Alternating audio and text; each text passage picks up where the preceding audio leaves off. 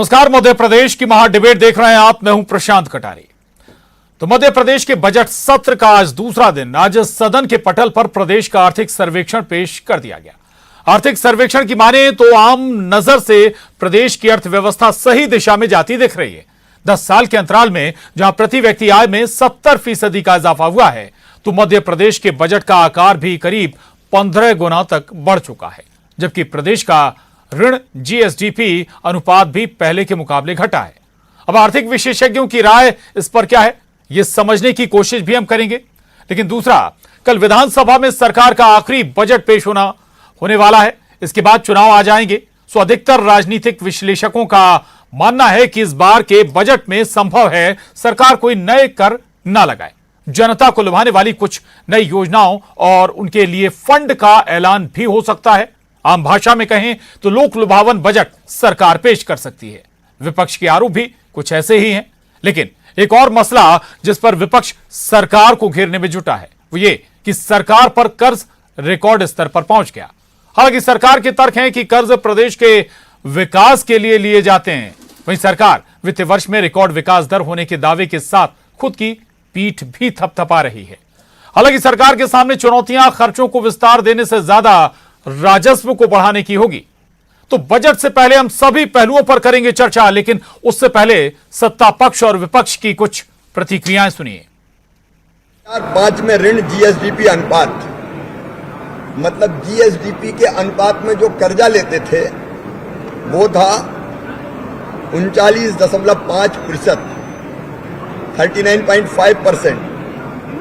लेकिन कोविड महामारी की कठिनाइयों के बावजूद ये 20 और 21 में घटकर हो गया है 22.6%, 22.6%। ये अपने आप में सिद्ध करता है कि जीएसडीपी के अनुपात में ऋण का प्रतिशत लगातार घटा है। और 2003 के बाद के मध्य प्रदेश के जो परिदृश्य हैं कि 2011-12 में प्रति व्यक्ति आय बढ़कर 38,497 रुपए हुई थी, तो वर्ष 2022-23 में 1,40,583 रुपए होने का अनुमान है, जो कल बजट के अंदर दिखाई देगा। ये आज आर्थिक सर्वेक्षण की रिपोर्ट इस बात को कहती है। यही बात तो ये है, पिछले साल का बजट आप लीजिए, इसमें से कितना वितरण हुआ। ये बजट एक बहकावा है, गुमराह करने का है। ये चुनावी बजट होगा, ये बात स्पष्ट है। जो शिवराज सिंह जी ने कर्जा लिया, सरकार से लिया और चुका नहीं पाया, तो जो गारंटी में हमने अपनी संपत्ति रखी थी, वो संपत्ति सरकार रिजर्व बैंक ने बोली के लिए मार्केट में लेके आ गई है। उसके भी प्रमाण मैं आपको देता हूं। तो कुल मिला के मध्य प्रदेश के आम जन की, भविष्य की जिस तरीके से ये हत्या कर रहे हैं, वो आप सबको पता होना चाहिए। 18 साल जो किया वो 19वें साल भी करेंगे, अपनी पीठ खुद थपथपाएंगे। 4 लाख से 4.5 लाख करोड़ रुपए का कर्जा मध्य प्रदेश की सरकार के ऊपर चढ़ चुका है। जितना पैसा ये विकास में खर्च कर रहे हैं, उससे ज्यादा पैसा तो ये ब्याज में दे रहे हैं। तो इनसे क्या उम्मीद करते हैं आप?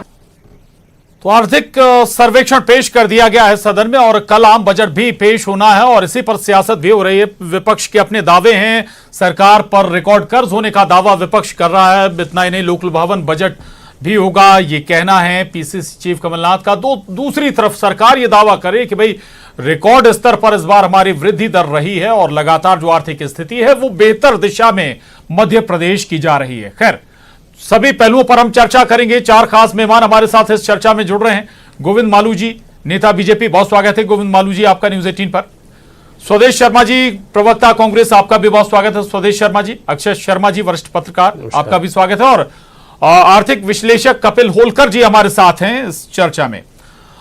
सबसे पहले मैं कपिल जी के पास जाऊंगा। कपिल जी, संक्षेप में जरूर रखिएगा मसला, चूंकि सभी गेस्ट के पास मैं जाना चाहूंगा। और आर्थिक सर्वे आज आपने पढ़ा होगा, प्रदेश का आ गया, कोई बजट की तस्वीर पेश कर रहा है क्या ये आर्थिक सर्वे?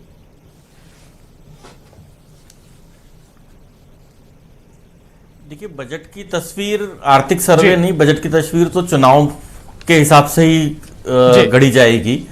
2024 के जो इलेक्शंस हैं ये कहीं ना कहीं इस बजट पे हावी हो सकते हैं, मुझे ऐसा लगता है। सरकार किसानों के लिए, आदिवासियों के लिए, यूथ के लिए प्रोविजंस कर सकती है, कुछ सेक्टोरियल रिफॉर्म्स की बात की जा सकती है। मुझे ऐसा लगता है कि जो मेरी कुछ बातें हुई हैं मंत्रालय में के स्तर पे, तो ऐसा सुनने में आया है कि सरकार इस वक्त विभागीय स्तर पे ना होकर सेक्टोरियल स्तर पे, मतलब पर्टिकुलर सेक्टर को एड्रेस कर सकती है, जिससे उस बजट का क्रियान्वयन और इम्प्लीमेंटेशन प्रॉपर हो सके। तो मेरा मानना है कि कहीं ना कहीं सरकार इस वक्त इलेक्शन मोड में शिफ्ट हो गई होगी और इस बजट में आप उसकी झलकी देखेंगे, जहां तक मुझे लगता है। और केंद्र के बजट में भी आप देखें तो इंफ्रास्ट्रक्चर पे जिस हिसाब से एलोकेशन दिया गया है, तो कहीं ना कहीं सरकार भी उसको कॉपी करने की कोशिश करेगी यहां दिखाते हुए, क्योंकि इंफ्रास्ट्रक्चर से एक बहुत बड़ा एम्प्लॉयमेंट जनरेशन होता है। बट उसके अलावा मैं आपको बताऊं, प्रदेश के चैलेंजेस जो आज से कई वर्षों पहले थे वो आज भी सेम है। आज भी हमारे यहाँ रोजगार की समस्या है, आज भी हमारे यहाँ सिक इंडस्ट्रीज हैं, मैन्युफैक्चरिंग नहीं आ रही है, एजुकेशन के खस्ता हाल है, मेडिकल का खस्ता हाल है।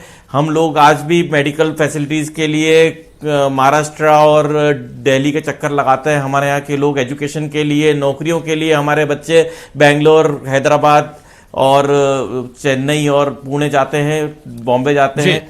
आप केवल ऊपरी व्यवस्थाएं करके और लोन पे लोन बढ़ा के, ब्याज पे ब्याज बढ़ा के, हर साल एक नया बजट लाके और उसके पे अपनी पीठ थपथपाए, आपको आधारभूत परिवर्तन करने होंगे, तब आप इस प्रदेश का भला कर पाएंगे। जी ठीक है। गोविंद मालू जी, आपने कपिल होलकर जी को सुना। केंद्रीय बजट हो, राज्य का बजट हो या आर्थिक मामले, बहुत गहनता से निगाह रहती है कपिल होलकर जी की। वो कह रहे हैं कि भाई रोजगार वाली स्थिति तो अभी भी वैसी है, इंडस्ट्री अभी भी या मैन्युफैक्चरिंग के मामले में अभी भी प्रदेश नहीं बढ़ा है। चुनावी साल है, बड़े चैलेंजेस हैं, चुनावी बजट होगा या फिर वाकई कुछ होगा रोजगार के दिशा में भी और बाकी जो चैलेंजेस हैं उनके नजरिए से? देखिए जी, कुल मिलाकर बजट और प्रदेश जी और उसकी आर्थिक स्थिति, ये आर्थिक जो इकोनॉमिक सर्वे है वो इसका पूरा चित्र प्रस्तुत करता है कि मध्य प्रदेश की आर्थिक सेहत कैसी है। उस नज़रिए से देखें तो हमारे यहाँ कृषि की विकास दर बढ़ी है, जीडीपी की ग्रोथ बढ़ी है, पर कैपिटा इनकम बढ़ी है, प्रति व्यक्ति आय बढ़ी है। तो ये प्रति व्यक्ति आय जब बढ़ती, जब मांग होती है आपूर्ति करने के लिए, मैन्युफैक्चरिंग के लिए जगह होती है, हमारे यहाँ जो इंफ्रास्ट्रक्चर डेवलपमेंट हुआ है उससे हमारे यहाँ पर रोजगार के साधन भी बढ़े हैं और हमारे यहाँ उद्योग धंधे व्यापार भी बढ़े हैं। क्योंकि जब एक दूसरी जगह आना जाना सुगम हुआ है तो यहाँ से वहाँ माल की आवाजाही भी हुई है, हमारे यहाँ पर उसकी भंडारण की क्षमता भी बढ़ी है। लेकिन कुल मिलाकर हमारा वो तटीय प्रदेश नहीं है कि जहाँ समुद्र तट भी हो, हम बीच में हैं, मध्य में। हमारी भी कुछ विवशताएं, उसके बावजूद हमने रोजगार के अवसर बढ़ाने का जो काम स्किल इंडिया के जरिए और मुद्रा योजना के जरिए और make in India, make in Madhya Pradesh के जरिए हमने किया। लेकिन ये जमीन पर उतरती क्यों नहीं? जमीन पर उतरी है ना, जमीन पर उतरी तभी तो प्रति व्यक्ति आय बढ़ी है रोजगार के। देखिए, जब आबादी भी बढ़ रही है जी, तो रोजगार के अवसर भी उस हिसाब से बढ़ रहे हैं। और ऐसा नहीं है कि आबादी नहीं बढ़ रही है और हम रोजगार के अवसर कम हो रहे हैं। हमने जो आधारभूत संरचना का जाल बिछाया है और जो हमने वातावरण दिया है रोजगार के अवसर बढ़ाने के लिए, वो हमने रेहड़ी पटरी वालों तक को दिया है। हमने उद्योगों के लिए एमएसएमई सेक्टर में जो हमने अलग अलग क्लस्टर्स बनाए हैं उसमें लोग जा रहे हैं। उसमें देखिए, उसमें जगह ही नहीं मिल रही है, उसमें लोग इतने आवेदन आ गए हैं कि हम उनको दे ही नहीं पा रहे। तो ये रोजगार के अवसर बढ़े हैं। एक सकारात्मक भाव से देखना चाहिए। जो बीमारू मध्य प्रदेश था आज वो विकासशील मध्य प्रदेश की डगर पर आ गया है। और हमने हमारे यहाँ का जीवन स्तर बढ़ाया। हमारे यहाँ एग्रीकल्चर हमारा सबसे प्रमुख उद्योग है। तो हमने कृषि के क्षेत्र में जो तरक्की की है, हमें कृषि कर्मण अवार्ड यूं ही थोड़ी मिल गया।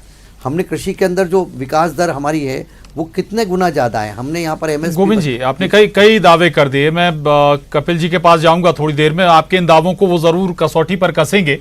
लेकिन उससे पहले स्वदेश शर्मा जी, कर्ज का जिक्र बार बार कर रही है कांग्रेस। आप कह रहे हैं कि 4 लाख करोड़ का कर्जा हो गया, सरकार कर्ज पर कर्ज ले रही है। 1.5 साल में आपने कोई कर्ज नहीं लिया था क्या? बात ये नहीं है, बात सिर्फ इतनी सी है कि माननीय मुख्यमंत्री महोदय को भारतीय जनता पार्टी के वरिष्ठ नेता ने ही घोषणावीर मुख्यमंत्री कहा था। कहा क्यों था, उसके बहुत सारे उदाहरण हैं। मैं अगर बात करूं 2021-22 के इनके बजट की, तो उसमें इनने 40,000 का जो बजट था वही खर्च नहीं किया। इनकी अगर बात करूं कि जो सप्लीमेंट्री बजट और जो बजट था इनका, बजट दोनों मिला करके लगभग 2 लाख करोड़ के बजट की ने ऐलान किया था कि हम इसका खर्च करेंगे जनता के विकास के लिए, और इन्होंने उसका कितना खर्च कर पाए ये सबके सामने है। मतलब सारे आंकड़े सबके स्पष्ट हैं। अब इसमें रेवेन्यू के भले ही 23,000 करोड़ अभी भी बचे हुए हैं, अगर कैपिटल अकाउंट की कहें तो उसमें भी 16,000 के लगभग करोड़ बचे हुए हैं। अब हम बात करते हैं इनसे नुकसान क्या हुआ। जैसे परिवार कल्याण विभाग के 961 करोड़ रुपए खर्च ही नहीं हुए, तो परिवार कल्याण विभाग प्रभावित हुआ कि नहीं हुआ। शहरी विकास के 1161 करोड़ रुपए अभी भी बचे हुए हैं, खर्च नहीं किए अभी तक।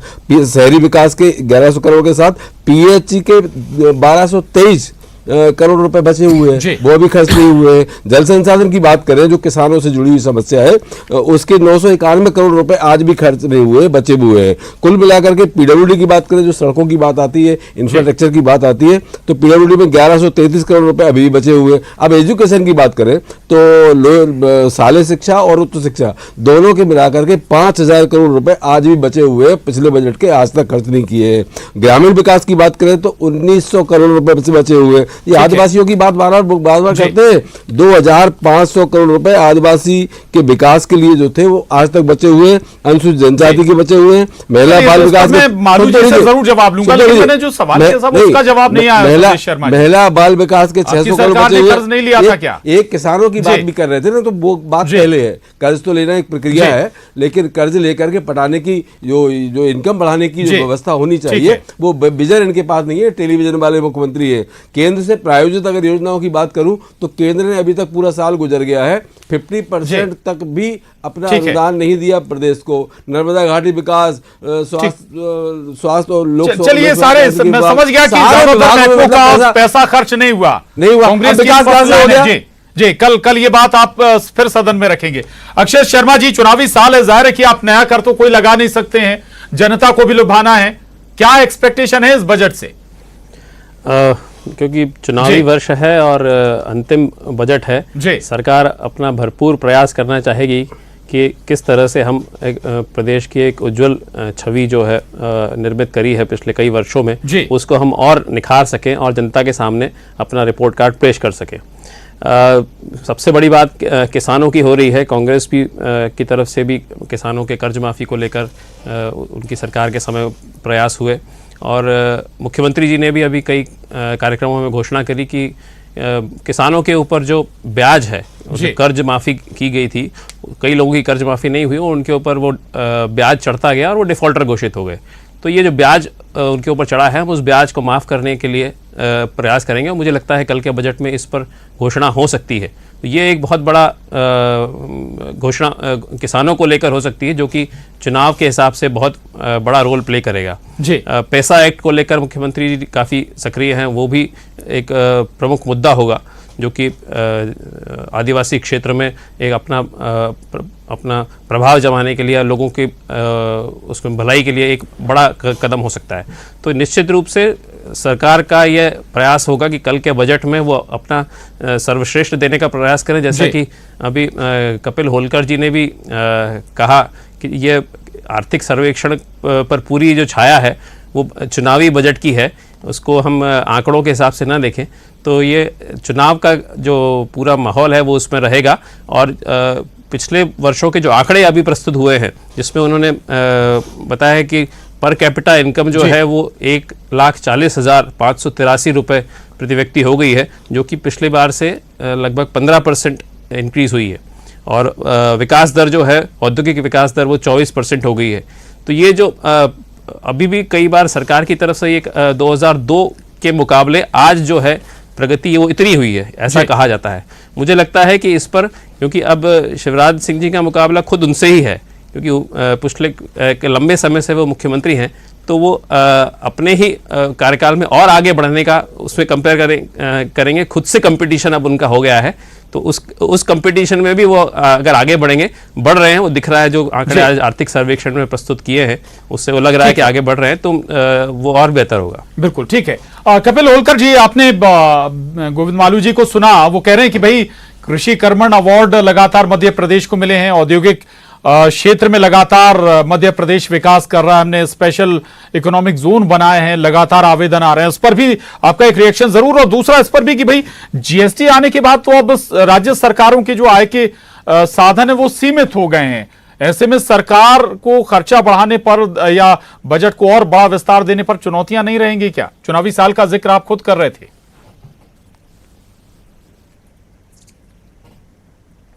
बिल्कुल, देखिए सरकार इस स्थिति में नहीं है कि कोई भी नए कर लगाए। जहां तक मैं समझता हूं इन चीजों को कि सरकार अपनी आमदनी बढ़ाने के लिए कहीं ना कहीं कंजम्पशन बढ़ाने का प्रयास करेगी, जिससे कि उसका जीएसटी और वैट के फॉर्म के रूप में उसका जो एलोकेशन है वहां से बढ़ सके।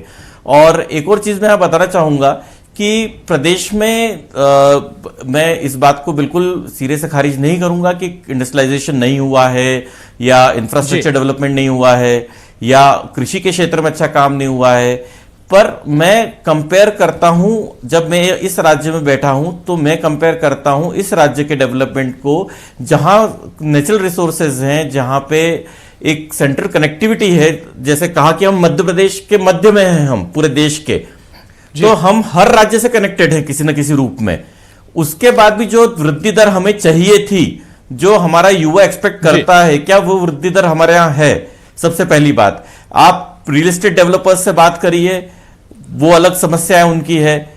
मतलब आप कहीं भी सेक्टर में जाएं, हर इंडस्ट्रियलिस्ट वो अपनी समस्याओं से जूझ रहे हैं। तो मेरा मानना यह है कि करने के लिए बहुत कुछ है और सरकार के पास में अपॉर्चुनिटी भी बहुत है करने की। थोड़ी सी यहां पे मुझे ऐसा लगता है कि सरकार को अपना विजन बड़ा करना पड़ेगा। कृषि के क्षेत्र में नो डाउट बहुत अच्छे काम हुए हैं, पर साथ ही किसानों की स्थिति आज भी हमारे प्रदेश में खराब है, जहां पे आप देखिए कि खुद सरकार बोल रही है कि कर्ज किसान ब्याज नहीं चुका पा रहे हैं। और मैं मानता हूं कि इस बजट में एक बहुत बड़ा लोकेशन किसानों के लिए जो करना भी चाहिए, ब्याज मुक्त ऋण के लिए किया जाएगा। जो डिफॉल्टर किसान हो रहे हैं उनके लिए ब्याज मुक्त ऋण दिया जाएगा, पर आपको उनकी फसल का वाजिब मुआवजा या वाजिब दाम देना पहली चीज। दूसरी चीज, उसकी प्रोसेसिंग के लिए मैंने अपना पक्ष सरकार में भी रखा था, मुझे बीच में बुलाया गया था, उसके लिए मैंने कहा था कि आपको प्रोडक्शन, जिस एरिया का जो प्रोडक्शन है वहां पे आपको प्रोसेसिंग यूनिट एस्टेब्लिश करनी पड़ेगी। आप उस लोकल लेवल पे जहां जो होता है उसके लिए आप प्रोसेसिंग करें, तो जिससे कि आप किसान को बेहतर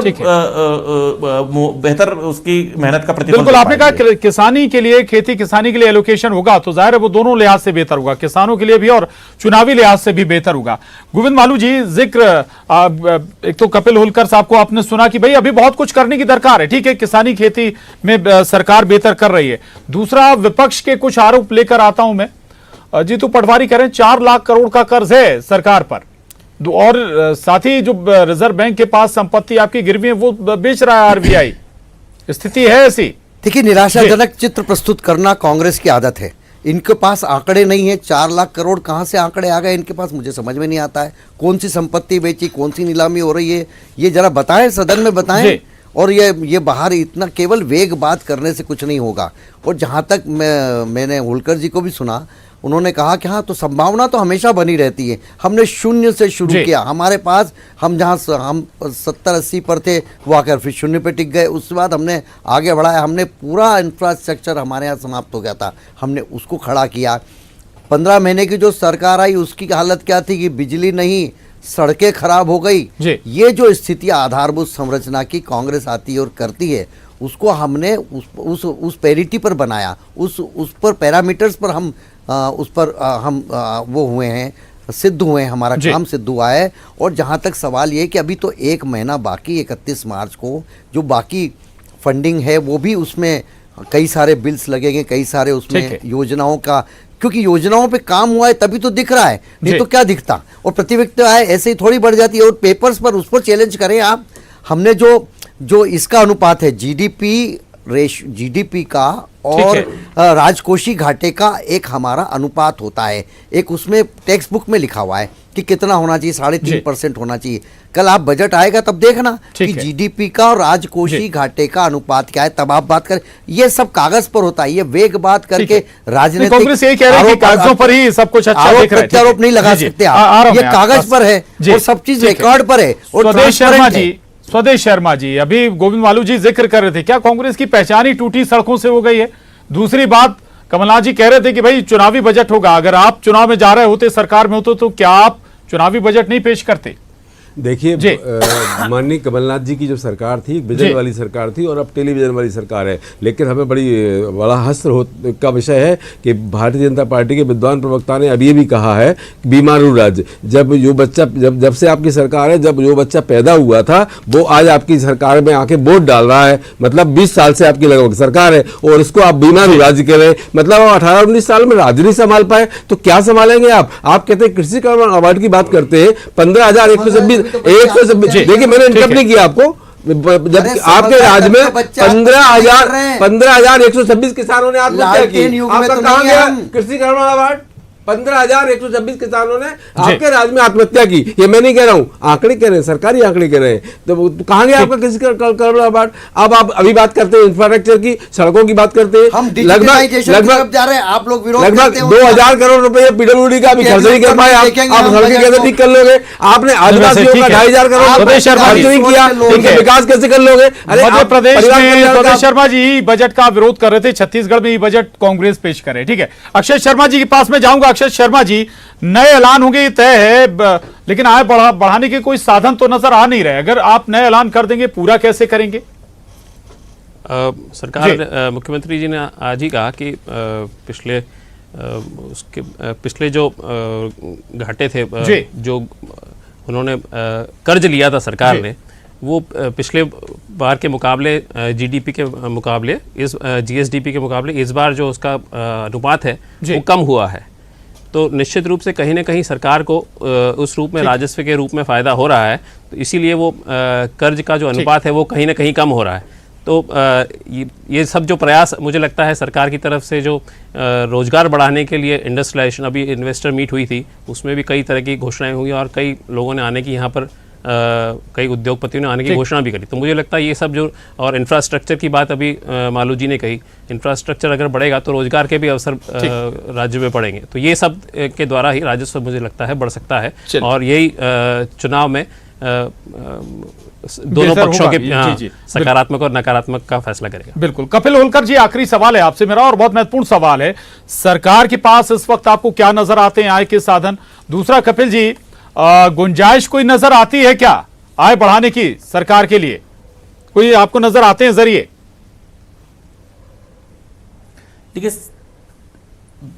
सरकार के पास में आय के कोई बहुत एक्स्ट्रॉर्डनरी साधन सरकार नहीं क्रिएट कर सकती, ये साफ दिखता है। सरकार के पास में आय के जो साधन सरकार बढ़ा सकती है वो कहीं ना कहीं मुझे लगता है रजिस्ट्री शुल्क के रूप में सरकार बढ़ा सकती है, जहां तक मुझे दिखता है, क्योंकि सरकार को इस बार अपने fiscal deficit, current account deficit को भी मेंटेन करके चलना है, जहां पे तो वो कहीं ना कहीं इस चीज का भी ध्यान रखेगी कि आपका डेफिसिट कंट्रोल में होगा, तब आप अगले साल नए लोन की बात कर पाएंगे जाके आरबीआई के सामने या केंद्र सरकार के सामने।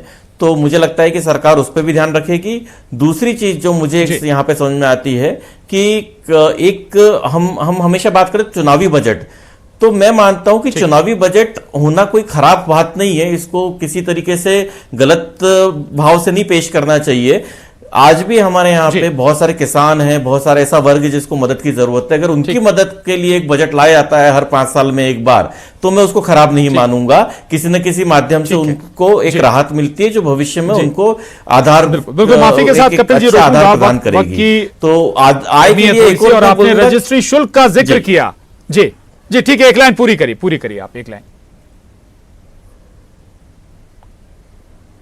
जी, मुझे लगता है सरकार, जो मैं डेटा देख रहा हूं कि 6 से 7 हजार करोड़ का अपना आमदनी बढ़ा सकती है वैट और जीएसटी के जो कलेक्शन बढ़ेगा नेक्स्ट फाइनेंशियल ईयर में, क्योंकि ग्रोथ तो जीडीपी, सेंट्रल ने भी जीडीपी ग्रोथ प्रोजेक्ट करी है। तो जब आपके यहाँ पे कंजम्पशन बढ़ेगा तो सरकार उसको एंटिसिपेट करके उसकी ग्रोथ मान के चलेगी, नए टैक्स नहीं लगाएगी, ये बिल्कुल मैं श्योर हूं इस चीज के लिए।